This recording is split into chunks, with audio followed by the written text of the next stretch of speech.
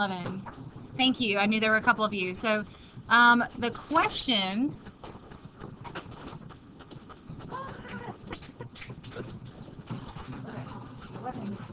The question on question 11. How can Q for phase change be calculated at delta T during the phase change is 0? Alright, so let's start that. What equation did you just see on part 2 of the left and in your reading? Alright, hold on. What did I say with the computer people? Thank you. Okay, have I close them or shut them because I need to save the batteries. Thank you. Anyway, so what equation did you guys see on the WebQuest and on reading guide? Q equals MC. Q equals MC. How did you write T? Delta T. Okay, so there's certainly, right here, certainly a change in temperature, right? So this equation cannot be used when temperature is not changing because if the temperature is not changing, what should delta T be? 0. And what's anything multiplied by 0? Right, but if there's heat being applied or heat being taken away, then heat, like Q, has to be something, it can't be 0. So there's another equation. Q, you might want to write this down for number 11 if you didn't. Q is equal to moles times delta H.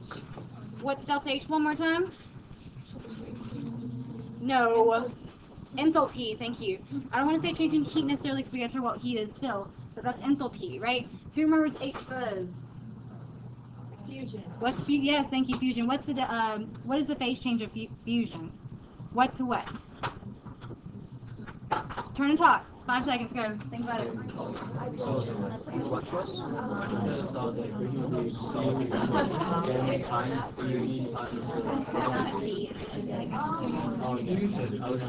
Alright, back to me. 3, 2, 1. Okay, fusion is what to what? That's freezing. No? Gas to liquid. Solid. Alright, and hold. I heard no correct answer. So fusion is solid to liquid. Okay, so let's review. Can we review our phase changes? It's just melting. It's just melting, guys. You act like you've never heard that before. It's just because it's chemistry. Okay, so quick review. I'm going to write a phase change on the board. You're going to say out loud the phase change. Solid gas. Sublimation, thank you. Deposition. Evaporation. Condensation. I love it. Melting, aka fusion. Thank you. Okay, so regardless, whoever is snapping scissors, put the scissors down. Thank you. Okay, so Q is equal to moles times delta T fusion. There's going to be a number. Guys, we can move on, or you can hold up the class. If you have earphones in, take your phones out. If you're messing with the scissors, I'm going to take them from you. You're going to be licking and tearing the paper because you can't be trusting with scissors. Okay?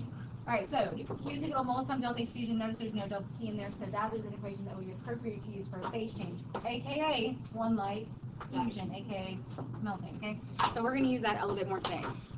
So let's quickly talk about like just what heat, temperature, and like energy is as it relates to each other, and then we're going to talk about the calculation basis of thermochemistry, and then we're going to go back into our WebQuest. So I'm just kind of break it up a little bit because remember, your brain doesn't really remember something really, really well until it sees it how many times? 7. So the more you see it in like different ways, the better you'll be off. Okay, we'll get to our reading shortly.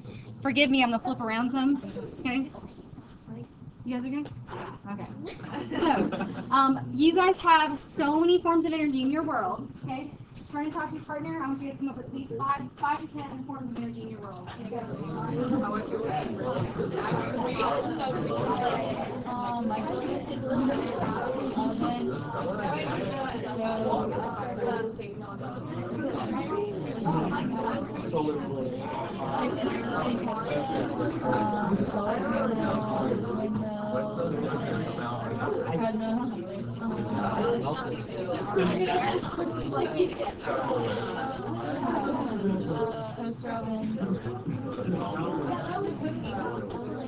Alright, back to me. 3, 2, 1. Okay, I'm going to kind of go down the rows and ask for some. Okay, give me one example. Here, right here.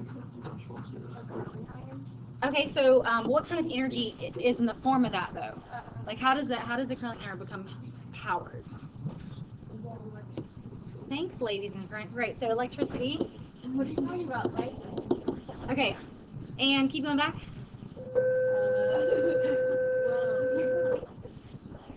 Okay, yeah, let's say that potential energy is actually a form of stored chemical energy. Keep going. Sun, wouldn't that be thermal? Let's actually go solar, right? So solar energy. I mean, it creates thermal energy, but in its initial standpoint, it's solar energy. Keep going.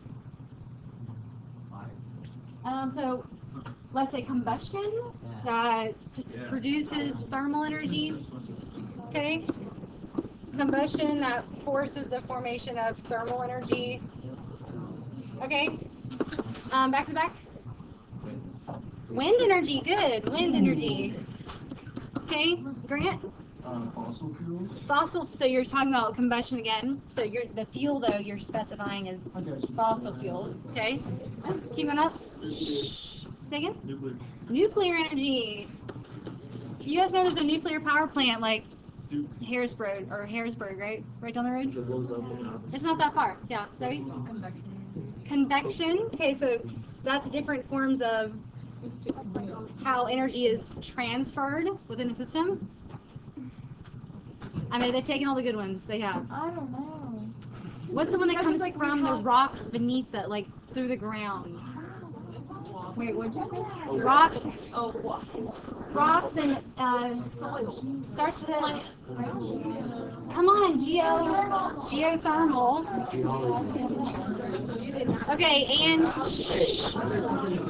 Water. yes, okay. Hush, hush. Raise your hand on this one. I need like a couple more. Water. Water. Microwaves is actually a really good one. It's still kind of just kinetic energy. I don't know. No one's said that yet. Okay. Any remainder? Yes. Okay, I'm not holding on. I'm moving on. Okay. So, you guys realize there's a lot of energy out there. We use a lot of energy transfer.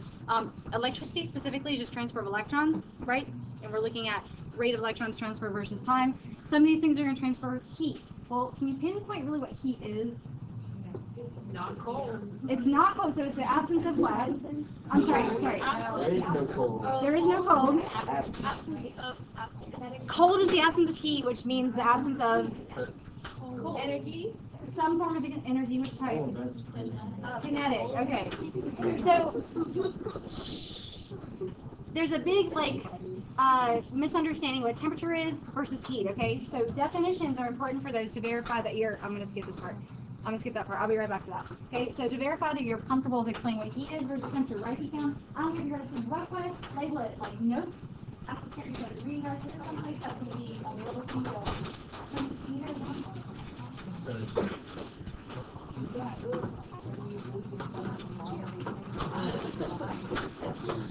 And some of you guys are chit-chatting too much. Work with me, guys. The more I do with you, the less you're doing at home. Okay? We love some. All right, so temperature, we already know the definition of. We went through that yesterday with our why does cold not exist reading. So, Austin, summarize what's the definition of temperature? Average kinetic energy.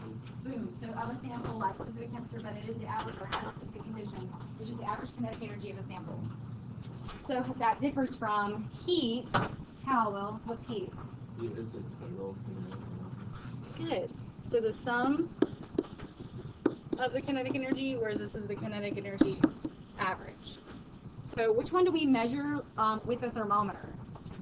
Temperature, right? So this one's measurable with the thermometer.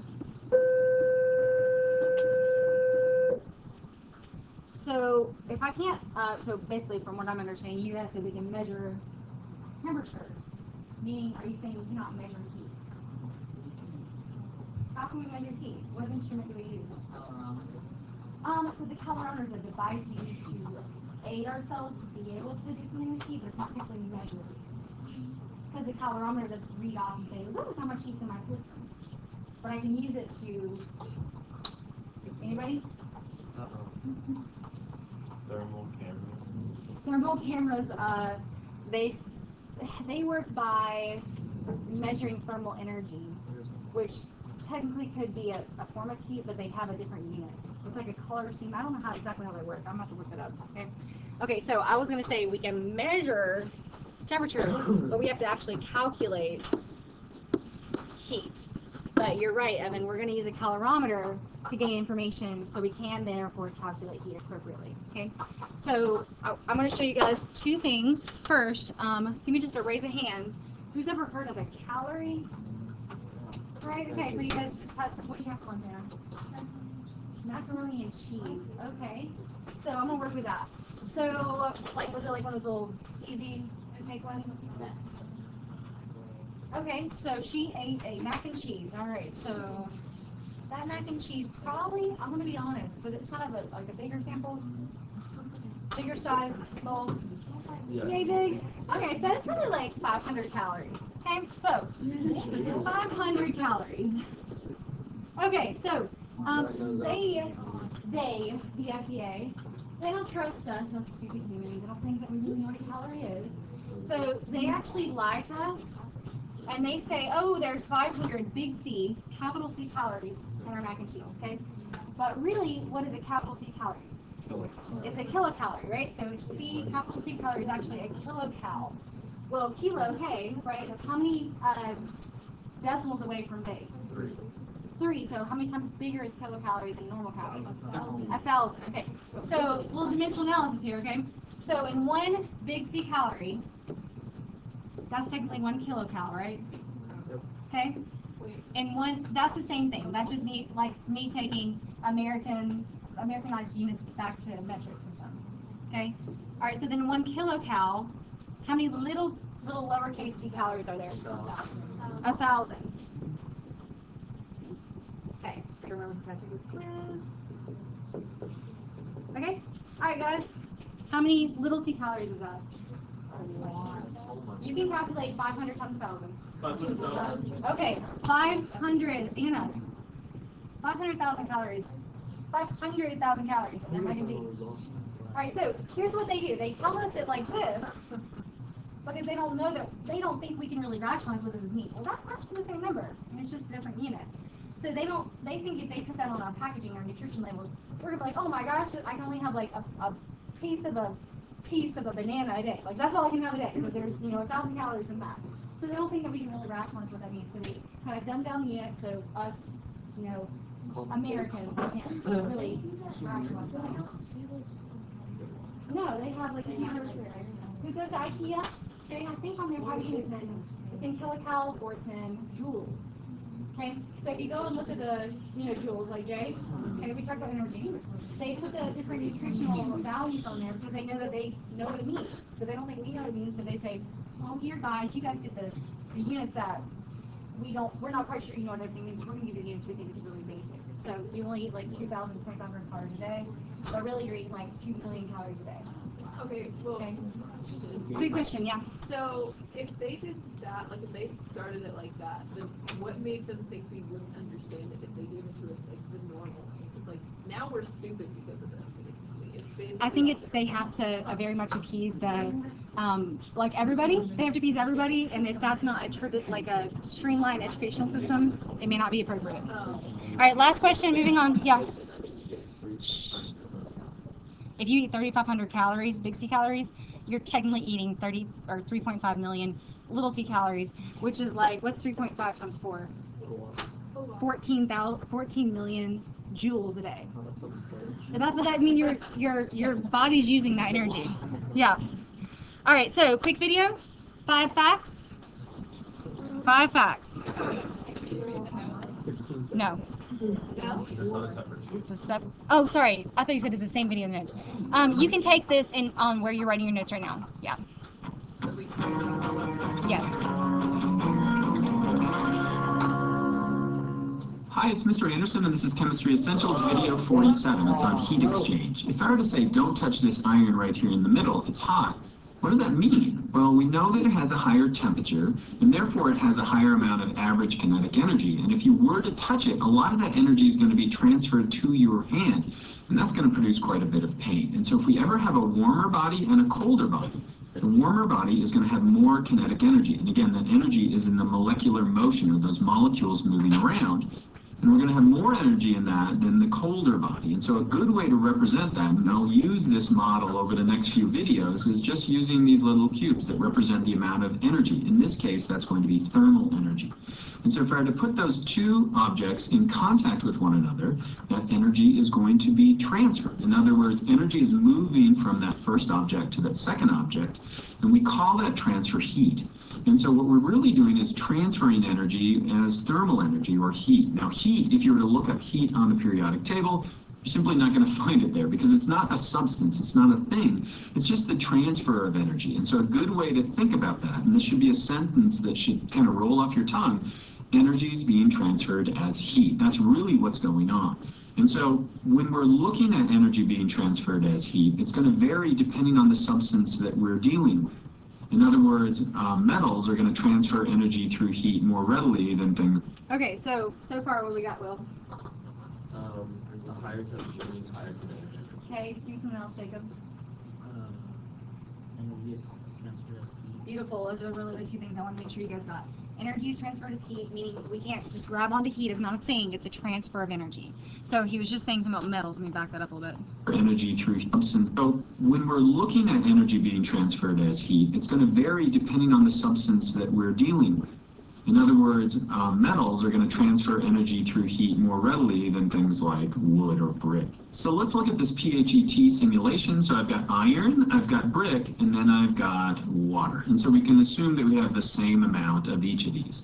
And if I were to put the water on top of a heating device and the iron on top of a heating device, and I were to just increase the amount of energy, what I'm going to see is an increase in temperature. Well, what's really going on is that we're speeding up those molecules. That's speeding up the molecules of the thermometer. It's spreading apart.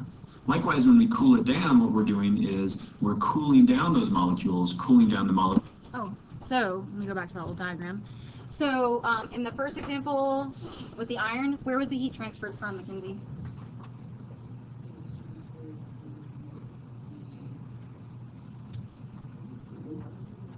From the, so this iron's not sitting in water. This is like just like a little butane burner, like think of it as a Bunsen burner, okay? So where was the transfer of energy from? You're good. From the Bunsen burner to the iron, okay? Emily, in the second example, what happened? How was heat transferred?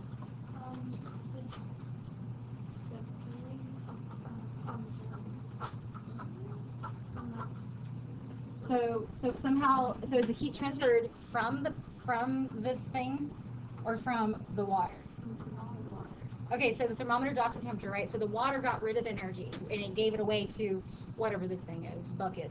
So it gave the energy away, meaning what happened to the thermometer?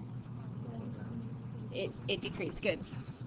It's cooling down the molecules of the thermometer, and therefore it's going down. But we really don't see that energy transfer as heat. And so now what we're going to do is we're going to click on the energy symbols button, and now we're actually going to see that energy inside those molecules. Now as I'm heating it up, what's really happening is I'm adding energy. I'm adding energy to that iron. Now you can see that some of it is being transferred out to the environment through heat. Likewise, when I cool it down, what I'm doing is I'm actually transferring that energy as heat into the ice cubes. So they have lower kinetic energy. What happens if I take that iron and I just throw it into the water? You can see that since it's hotter, it's transferring some of that energy as heat as well to the surroundings until it eventually reaches what we call equilibrium. And so if you ever have a warmer and a colder body, that warmer body is going to have a higher amount of average kinetic energy. And remember the Maxwell-Boltzmann distribution shows us how that works. If we were to look at it, this would be the cold body and this would be the warm body. Now in each of those bodies, they're going to have low energy particles and really high energy particles. But in the warmer body, that average kinetic energy is going to be greater. And so if we ever put them in contact with another, there's going to be a lot of collisions between these molecules. And as they collide, they're transferring some of that kinetic energy. And so what we're really doing is we're transferring energy from the warmer object to the colder object through heat until they eventually reach what we call thermal equilibrium. In other words, it's the same average kinetic energy on both sides. In that picture I showed you of the iron at the beginning, eventually what's going to happen is all of that iron is going to have the same amount of kinetic energy because we've transferred that energy out. Now, it's not the same for every substance, and so we use a term called specific heat capacity to measure that. And so right here you can imagine we have a kilogram of gold, a kilogram of aluminum, and a kilogram of water. And let's say that they're all in a container. And so if you look... All right, before I move on, definition on your reading guide 12, specific heat capacity. Go back and look at that for me. Definition of specific heat capacity, reading guide 12. Are you reading guide 17, number 12? Right, find it. Specific heat capacity. All right, what kind of does it say heat capacity? Yeah. Okay. So. No, it's not on there actually. So actually no, it's a question above. It's talking about number 6, how to solve for it. That's what it was. So it's telling you in question 6 how to solve for specific heat capacity. It's big C. Yeah. Q over mass times change in temperature. Q over mass times change in temperature. So Q, which means heat, you guys will notice here, that's J for joules. It's a measurement of energy. Per mass, so there's a gram here. That's why we were referencing mass and grams together. And then a lot of times we don't use Kelvin in thermochemistry. That's kind of our gases temperature unit. But in thermochemistry, generally we use Celsius. But you'll notice that he's using Kelvin here. So what you're looking at here are 3 different specific heat capacities for gold, aluminum, and water. What do you notice about water? It's much, much, much, much higher than the rest. Okay, we're going to look at the demonstration and then talk about what this means. Look at it, they're going to have different amounts of specific heat capacity. If we look at the units, that's joules, which is a way that we measure energy, per gram, and then Kelvin or degree Kelvin. And so if you have something that has low specific heat capacity, that means it's going to be changed, the amount of energy it has is going to change more readily than something that has a higher specific heat capacity. So let's add a little bit of heat to this and watch what happens to the thermometers. And so the gold, the aluminum are heating up more readily than the water. Now the energy is going to be the same, it's just that the water has a higher specific heat capacity, and so it's able to absorb more energy before it starts to change its temperature.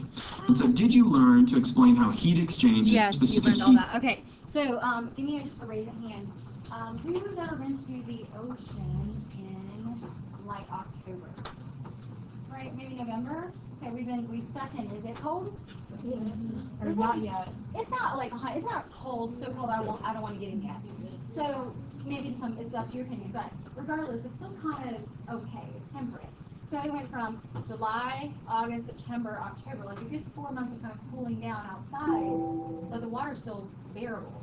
And it's because that specific heat capacity. So it takes 4 joules of increase or decrease of energy to change the temperature. So water holds onto its energy quite well, which means that the temperature does not change quite as frequently. But who's ever picked up maybe like a hot metal? Okay? Like by accident, or the curling iron, right? It's hot. It's smoking hot, right? So even if you unplug it or you take it off the stove, that thing is still hot. Okay, so it's going to hold on to heat. It doesn't hold on to heat quite, not nearly as well as water, but it's hot for the moment. But let's say you let it sit there for a minute. Okay, can you then maybe try to touch it again? Okay, so I mean, put a cookie sheet in the oven, take it out, let it cool down for a minute, maybe 2 minutes. That thing's probably going to cool down in that 2 minutes, and then you can touch it. It's because, like, this is aluminum, for example. Aluminum it only needs to lose or gain 0.9 joules to then change the temperature unit. So metals heat up fast and they cool down fast. They don't hold on to heat as well, though. Okay, so that's what he said. Low C value or low specific heat value changes temperature readily. All right, so make sure that's on your paper someplace. Low specific heat value means changes temperature readily. Low specific heat value changes temperature readily. Okay, now we're gonna try to do something together here. Let's go grab a piece of paper.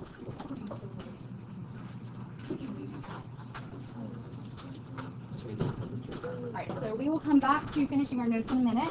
Everybody, take your paper long ways, like this. Okay, don't fold it in half. You're going to fold it kind of like in quarters, but you make like a little door.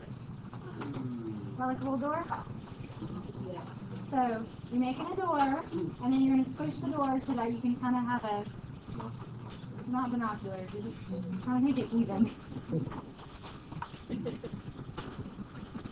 So we've got French doors, couple doors.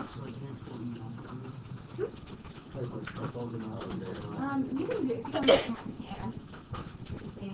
Okay, and then all we're gonna do now is basically we're gonna use our scissors and we're gonna cut this door in half.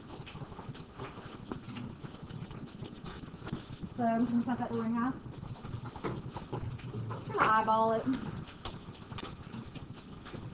to make it two short person, tall person doors, okay? And then you're gonna need four little.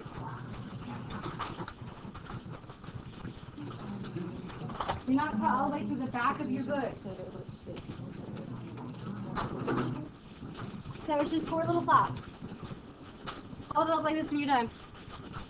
So I know we're on the same page. Alright, so we have made this.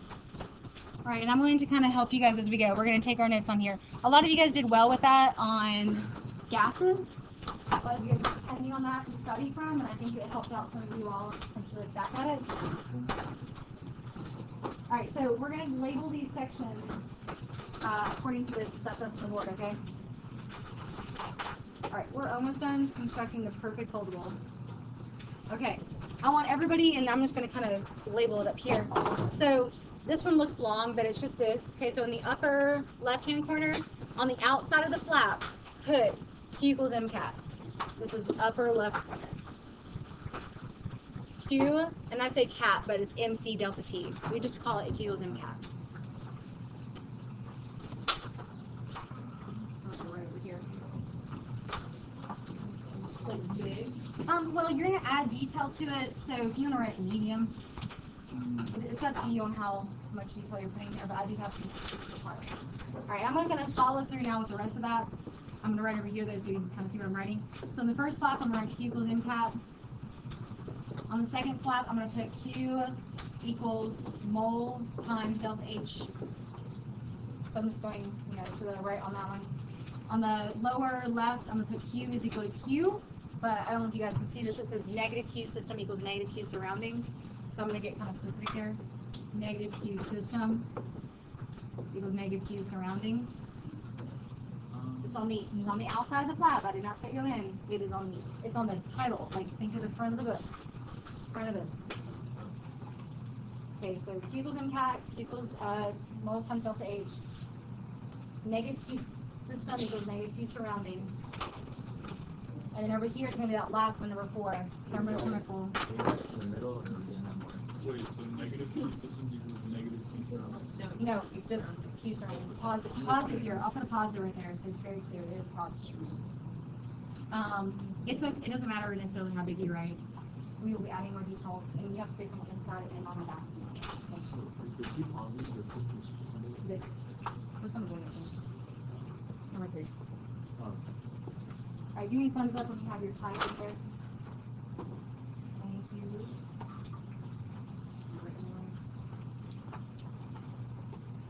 We're only going to do one of these today, because if I show you a little bit today, show you a little bit more tomorrow, you kind of segregate those in your head, and you might be choosing one.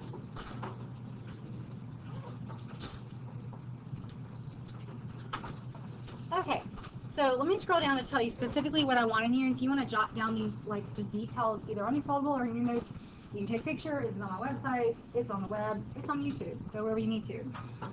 What I specifically would like inside of each of the subsections on the inside are these things. 1, a description of the type of problem or the scenario that equation would be applied for. So it helps you understand, like when you're reading a word problem, when do I use this equation? And I'll give you situational or scenario-based problems that we do in class. You can use one of those. And sometimes I'll reference like a type of lab you would use that in.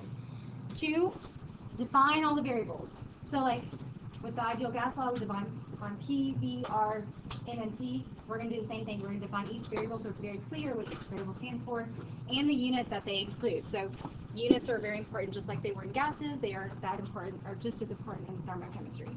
A picture or a diagram, kind of either representing the equation, helps you remember it, the lab that we use it in, or simply something that would relate those variables, and an effective use of color. Okay? So start in pencil, and we'll add some flavor at the end, okay? Or if you're using marker and you trust yourself, I see a lot of you guys just scratching stuff out, okay? All right, can I move on? Thumbs up, okay? Scenario, define variables, picture. Scenario, define variables, picture. This is on the website? Yep, okay. Okay, so we got this now. All right, so here's the first flat. This is number 1, okay? Can you please write down this information under flat 1? And then we'll talk about what all that means.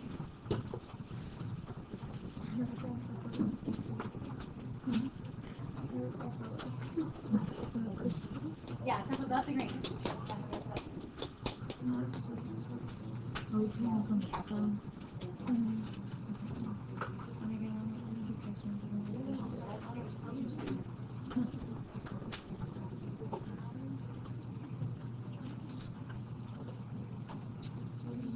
Yeah, someplace right here. You're good.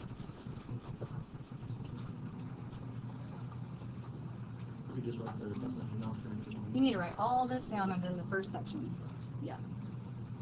I just started defining, but I'm going to define it.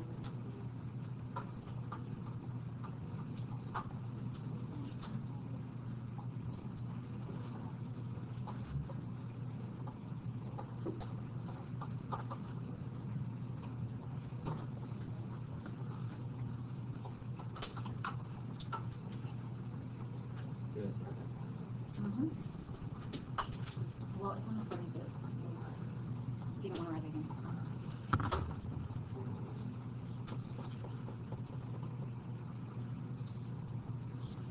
Okay, so this is the Q equals MC delta T, or also known as Q equals MCAT. Because why do you think we call it MCAT, by the way? Looks like cat.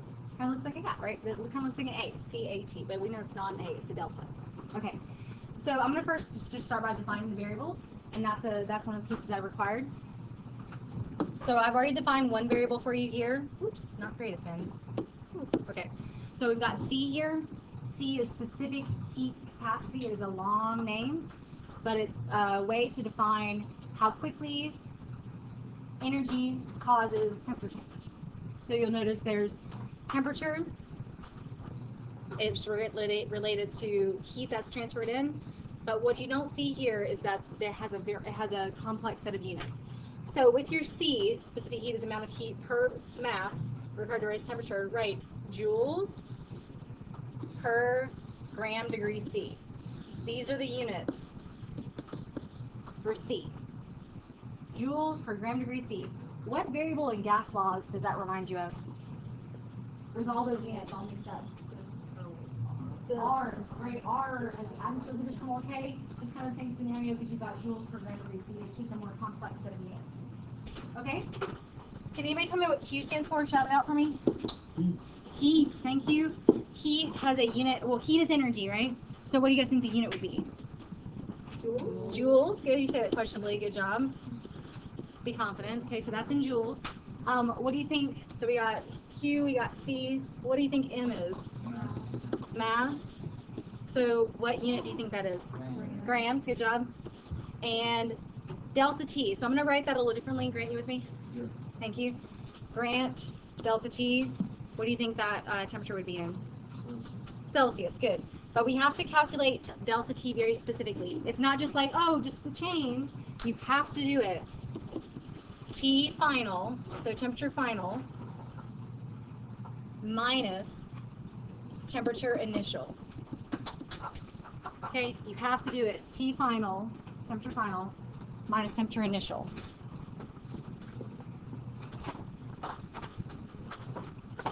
Okay, so the scenario is up here in purple. If you want to put like scenario or situational application of this law or this equation. When heat is not being transferred, you're just looking at internal heat. So like if I said a coin range in temperature from 10 to 30 degrees Celsius. The point was, say copper, it was like, I don't know, 1 gram. That scenario, not talking about transferring from A to B, will give you this would give you the answer to the heat that it is gained or lost. Okay, so there's one thing I have to tell you here. Q can be either positive or negative. Okay? And I want you guys to talk for just a second. Where have we seen like a positive and negative relating to heat before? Don't look at this yet. We don't even know what this means yet. Okay, so positive and negative. There was a term we used about delta H with those. Talk first. Positive and negative, like delta H.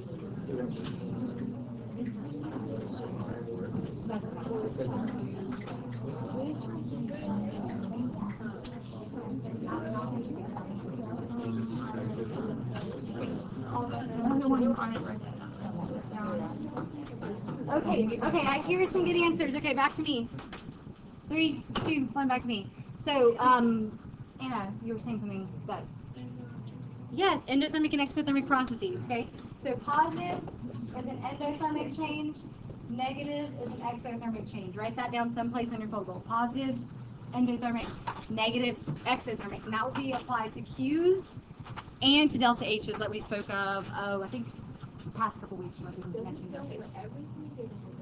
It kind of goes anytime we have a Q. They can be positive or negative based on the flow of energy, endo or exo. Okay, we're going to go ahead and fill in the information. You know what? Let's do an example problem first. Okay, the example problem, please put on the paper that you've been kind of writing down some of the details that I've not put on the folder yet. Okay, so we're going to do an example problem first with this information. Forgive me, I have to go through a couple of these first. Just ignore this for a minute. Okay, here we go.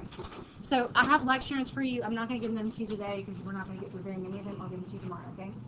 So label this internal heat. Okay.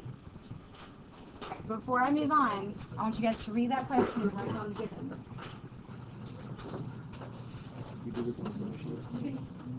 You can put this inside your folder if you want to, or just on the separate bench you can take it.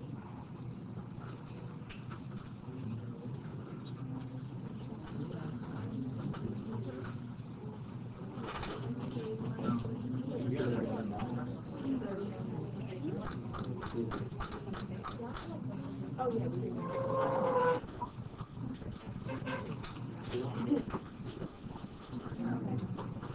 It's right on the right.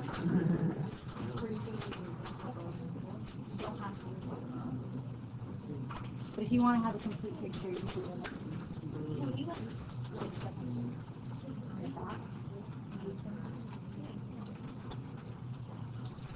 Okay, so we have a stainless steel, piece of stainless steel. Okay, there's our little piece of stainless steel. It weighs 1.55 grams. It absorbs that much heat when temperatures increase by a blank. What is the specific heat capacity? You just can't see the part of stainless steel.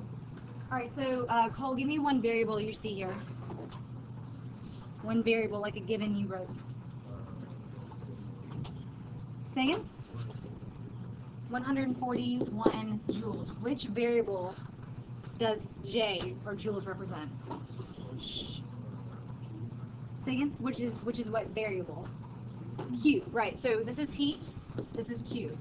And it says it absorbs heat. So do you guys think that's a negative or positive Q? Positive. It's taking it in. It's internally taking energy in. So that is a positive Q. Give me another one. Okay, so it says the temperature increased by, so what variable is that? Change in temperature, right? It doesn't give us a final and an initial, it just gives us the overall change already, so we're good to go. That is delta T. The way that's phrased tells you immediately it's delta T. So that's 178 degrees C.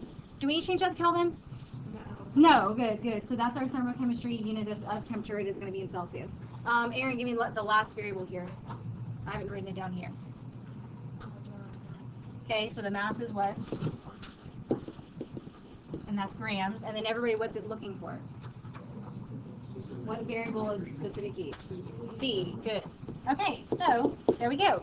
If you write down by listing out your variables, just like we did in gas laws, label them with a variable like Q, M, delta T, and C. Now, what equation smacks you in the face?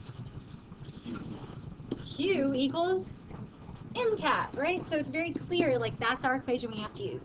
So before we move on to solving for this, can we please rearrange this to solve for C? So what do I need to do? So what am I dividing by? M, and I'm dividing by MAP. Okay, so dividing by M and delta T. Dividing by M and delta T.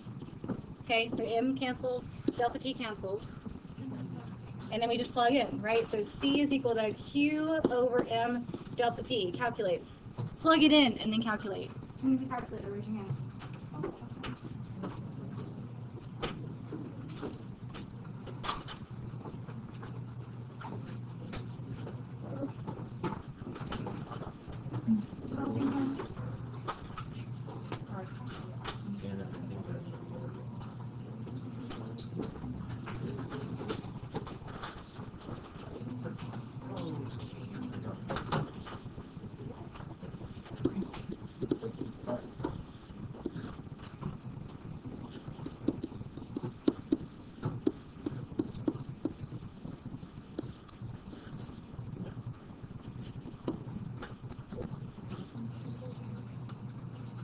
Olivia, what you got?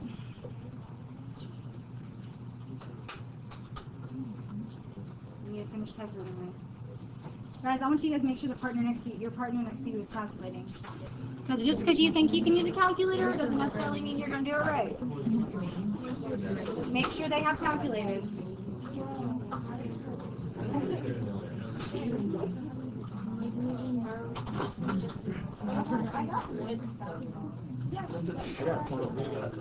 Okay, so I hear the problem. You're not telling your calculator to divide by 178.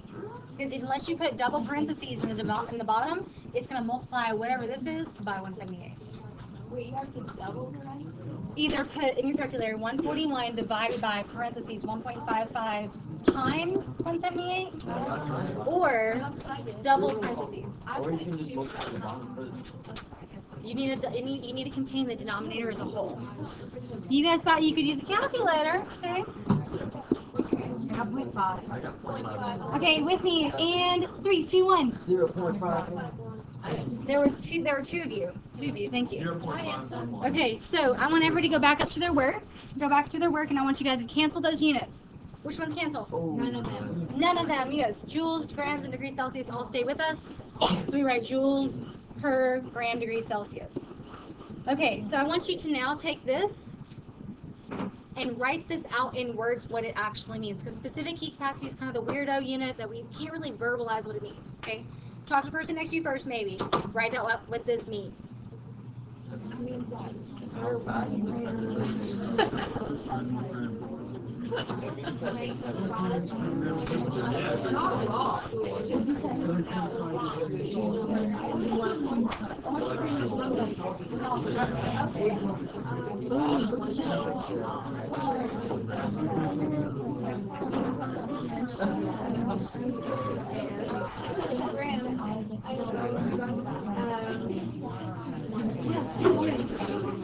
All right, back with me. 3, 2, 1. Okay, Emma and Aaron, tell me what you guys wrote. Or you said. Okay, so basically it's like every joule, it's a joule for every mass of the like. You just said it so beautifully. That's why I picked on you. All right, so the so hold on, let me start you out. So it takes 0.511 joules to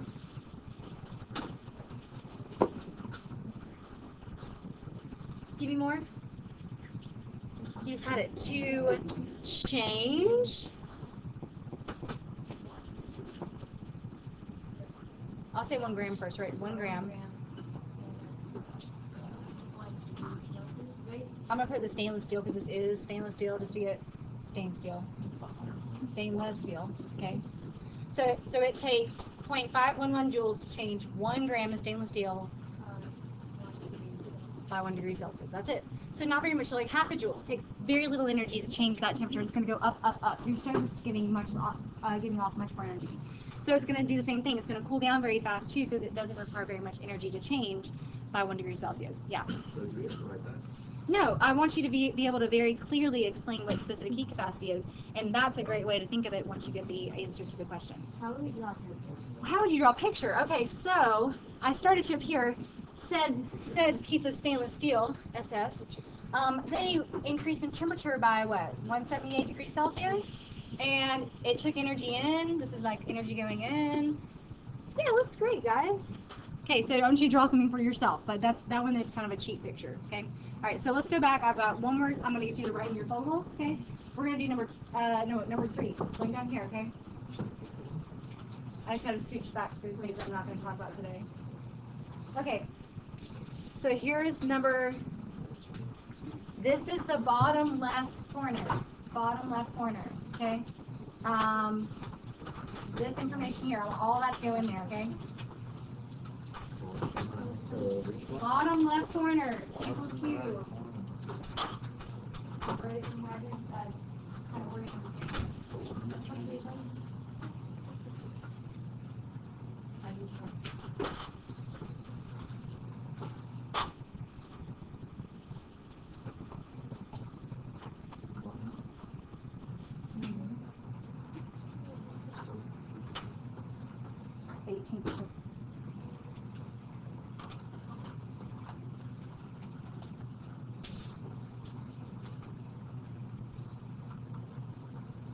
So once you get done writing that in there, I'm going to explain a little bit. We'll do the example problem this one tomorrow, though, so I want to be able to give you the time to use the digest it.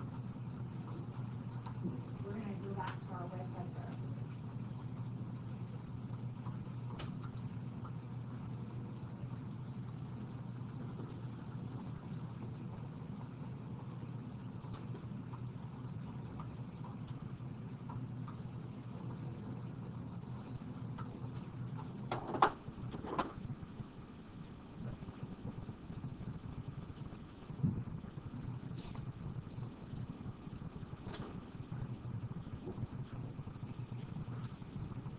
How do you pronounce that word? Calorimetry. Like a calorie, but it's calorimetry. It's a measurement of calories, measurement of energy. So I do hope that you're recognizing there's a law in here, and we're not lawbreakers, right? So look on, this one I know is on 12 definitional side of things. Law of conservation of energy. You can go back to the reading guide and help me out there. Go for it, Savannah. Okay, so in any process, energy is neither created nor destroyed, right? So it's not lost, it's just transferred. I want to write that up here as well. Energy isn't lost, it's transferred. Okay, squeezed in there. Okay, so we know it's not created nor destroyed. It's a waste of concern. And my favorite joke about this, and I know you guys are going to laugh out loud, is, oh, read, you're the last one out, from my side. Conserve energy. Joke's on you guys, energy is always conserved. Thank you. It doesn't matter, energy is always conserved. It's the law. It's just we're conserving the consumption of energy in the school when we have the lights on. Okay, so there's a couple key things. Okay, key things. This is, I'm going to go down to the second bullet first. Q lost by the system is equal to Q gained by the surroundings. So I do have lost and gain, because one has to lose energy to the other. Meaning, one loses, one gains. Vice versa. You can't be both losing energy and both gaining energy if it's basically transferred between the two, system or the surroundings. So I'm just going to correlate it with the way that we have written it here. We have a negative on the system, we have a positive on the surroundings. So who do you think is losing energy, system or surrounding, based on how we wrote it? System is losing energy, right? The way that this is written has a negative. So Q is negative on the system because it lost energy. To the what? Lost energy to the what? Surroundings. So the way I have it over there is positive on the Q of the surroundings. So then we're going to circle gained on the surroundings. So you can't be both losing. One has to gain, one has to lose because it's transferred between two areas. Okay, and we already know what Q equals, right? What does Q equal according to the very first thing we talked about? I know it's representing heat. What is it equivalent to calculation-wise? That's the unit. What is it equivalent to calculation-wise? What's the equation that Q equals? MCAT, right? MC delta T. So all I'm doing here is just plugging in where I had Q. Instead of putting Q again, I just put, I'm going to keep my negative with me. So the negative Q, which is negative MCAT, parentheses, I put system on the outside so it's understood all that applies to the system, is equal to positive, parentheses, MCAT for the surroundings. So all I'm basically doing is putting in for Q what it is equivalent to. Okay, so I'm going to help you with just one designation. We mentioned endo and exo. So in this case, who is the endothermic process, system or surroundings? Surroundings, because it got the positive, right? And then who is the exothermic process? The system, because it had a negative. But still, you can still help with the positive and negative by either claiming endo-exo or by just stating how the heat is transferred. All right, so my picture for you on this one, I'm going to scooch to another slide on that, okay? Forgive me, I'm scooching through these. Oh, there it is. That is a calorimeter, okay? So that's a fancy one. Let me draw my version, okay? Cup. You're drawing this with me, right? This is the illustration for this flash. Okay? So we have a calorimeter. Label it calorimeter. Below have the illustration on the front block. Sure, yeah. So we're going to drop a piece of metal in here. Okay? We're going to drop a piece of metal in there, and it's in a bucket, like the calorimeter has just water floating in it, okay? So H2O. All right, so we dropped a hot metal in.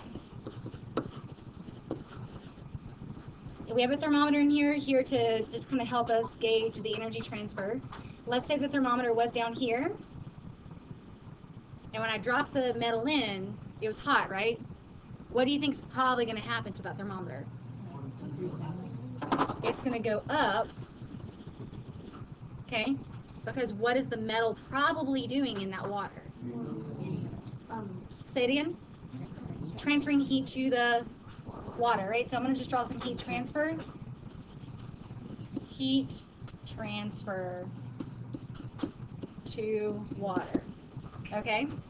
So based on my drawing, I want you to label which, and it doesn't really matter which is which, but if I'm looking at the metal, that's my primary source where I'm kind of getting some information from, like its mass, its temperature, and so forth.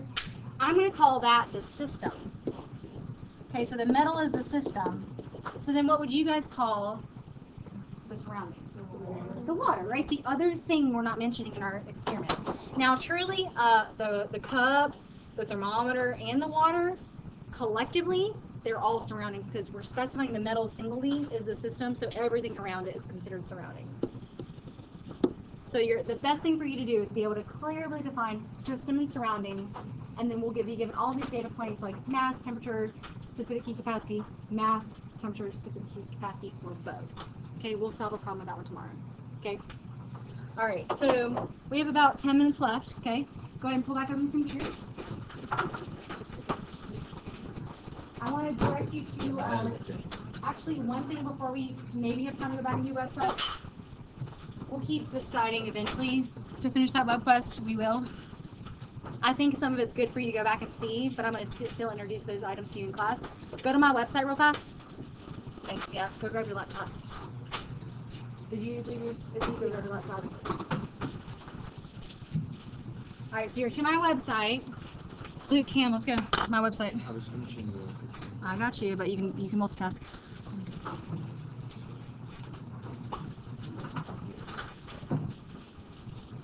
Go to homework, guys.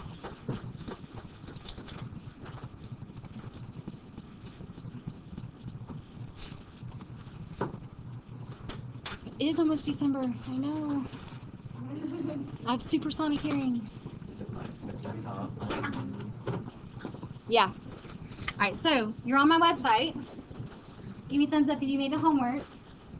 Okay, so one of the coolest things for you guys to really experience is energy in your real life, right? So I know you know about the energy in your home and energy in the school and energy to get you to school and wherever you're going, but you probably don't think about the energy that you consume every day. Calories, right? So this is a good experience for anybody who's going to eat food. So this is a pretty dang easy assignment. Click on the MyFitnessPal. Okay. And the whole assignment is just basically you tracking what you eat. You converting that for 4 days. Okay? Wait, hold up. I'm still signing. So I want you to record, and so there's a set of requirements here, but basically you're going to download either MyFitnessPal. There's a ton of apps out there if you prefer to do it on your phone, but this one requires you to like log in online. But if you do use MyFitnessPal, it has a nice printout at the end, which is what I want, because when you track what you eat, you're going to then correlate that to calories that you eat, and then correlate that to joules. Okay, so joules are the energy units that we're specifically looking for. So when you're looking on this, I know you guys have it pulled up on your own. 4-day nutrition journal, okay? If you can start today, fantastic, okay? So that gives you Tuesday, Wednesday, Thursday, Friday. Those are normal days. Once we get the weekend, you're eating junk food or whatever, or not eating, period, I don't know. Weekend days, I kind of want to avoid because I don't really care what you eat on the weekend. I want to know what you eat daily with me so that I can like keep you alive in class. But so let's try to do Tuesday, Wednesday, Thursday, Friday. Friday's the last day, and then the post-reflection assignment I'll take up from you guys on Monday. If you by chance don't get this day in, then you will have to do a weekend day, but it's just not preferred. Okay, so 10 points for creating a FitnessPal account. So it doesn't have to be MyFitnessPal, but that's my preferred one. 40 points for completely recording what you eat and drink for 4 days. So that's 10 points a day, right? 10 points a day is 40. And then 50 points for the reflection at the end. So if you're scrolling down, it gives you some information on how to get started. You don't have to input exercise information. I only want to look for calories consumed, not calories burned right now. And then here's the reflection part. It's a series of questions. Based on the information, what did you think of your recommended calorie intake? Did they suggest too many, too few? Explain. And you might do that just based on your everyday lifestyle. Based on the recommendation, were you able to meet your nutritional goals? 3, what type of insights do you have into your diet, your caloric intake, nutrient consumption, so forth. And then the 5th question, this is the big dog. This is the one where you're getting most of your points. You'll notice some of those were just 5 points. This is like, if you don't do this question, it's a 70, right? Okay, this is the one where I really want you to think hard about where does chemistry fit into this assignment. Okay, so if you're making a fitness account now, go for it. Okay, if you want to jot down right now what you've eaten today, take a couple minutes to get oriented with the assignment. I like it. You said MyFitnessPal is an app. Because I don't feel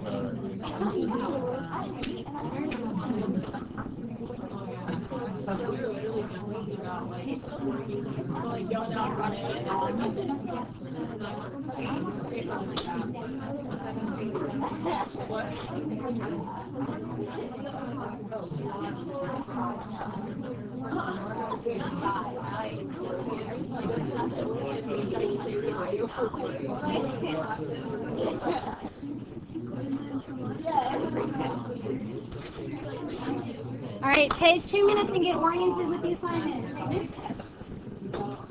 You're downloading an app. You may not. It's fine. Your best. English. Are you cheating around with the box of scissors? No. It's fine.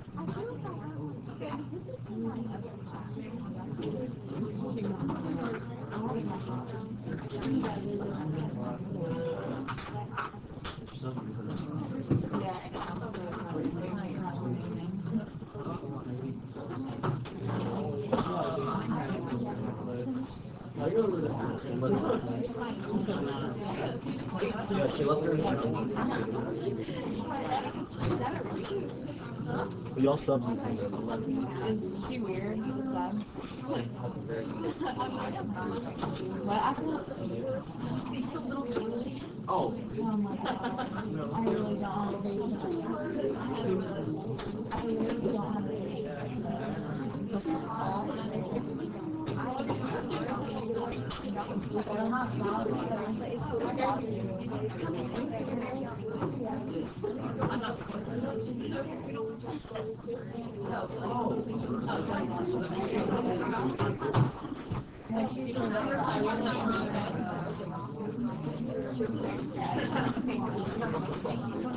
Hey,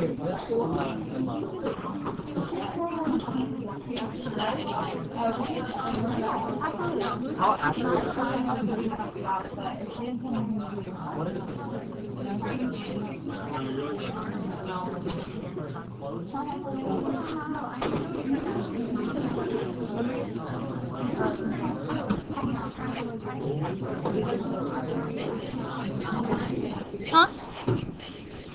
I think you have to say you're over 18. Alright, and very soon, put your laptops up. Very soon. I need some help up passing out papers. Let's go. Luke, where's Pam? Help me. Let's go. You guys are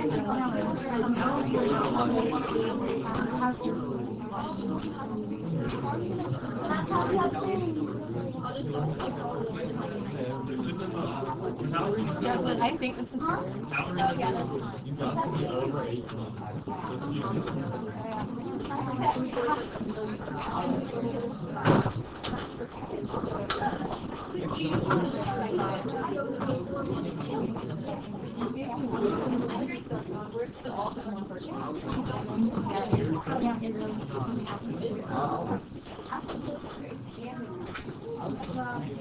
I try.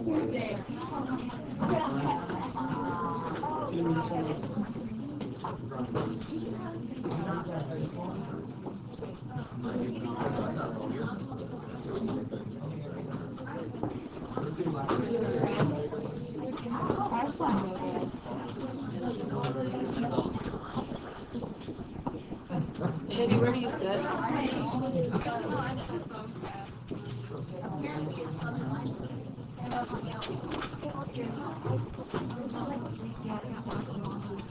Sorry.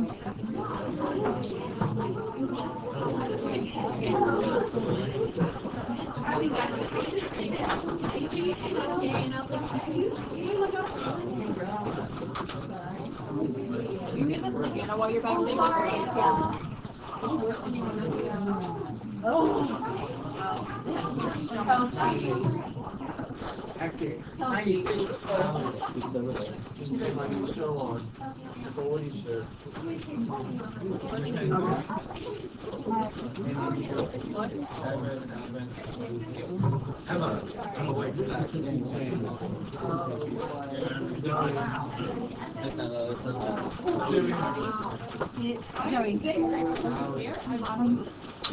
Shoot, I thought those were numbers.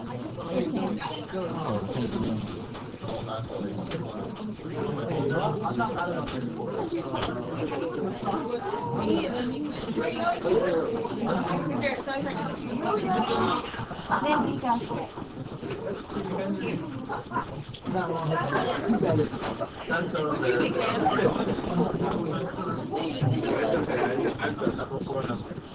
Oh, but this is the one.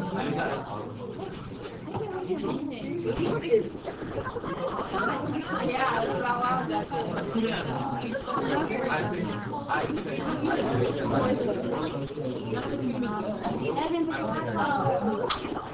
I forgot. Alright, find the seat. right here.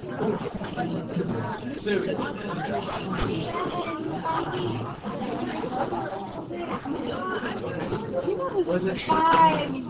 Zane. 4.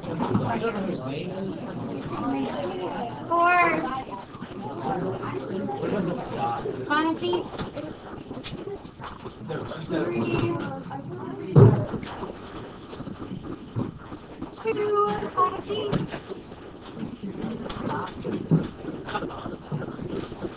1. Hush. Thank you. All right, 2 things. Today's technically progress report day. You guys need to look at your power tool. If you have questions about something, let me know. But I have passed back all the papers that I have from you outside of the quiz that you just took yesterday. And you now have your gas foldable back. There are some labs that are coming up that should be quality lab grades. Okay, which I did not mention, but this is on homework. We are going to be catching some food on her. to calculate the amount of energy in food, but we're doing it from like lighting it with a match or lighting it with a non-Bunsen or a lighter. So it has to be something kind of fatty. So don't bring in like some watermelons. It's not going to catch on fire. Okay? Bring in something that you maybe have eaten before. Something that you have like not in that particular item. Something that you have interest in finding out the good parts of the So bring that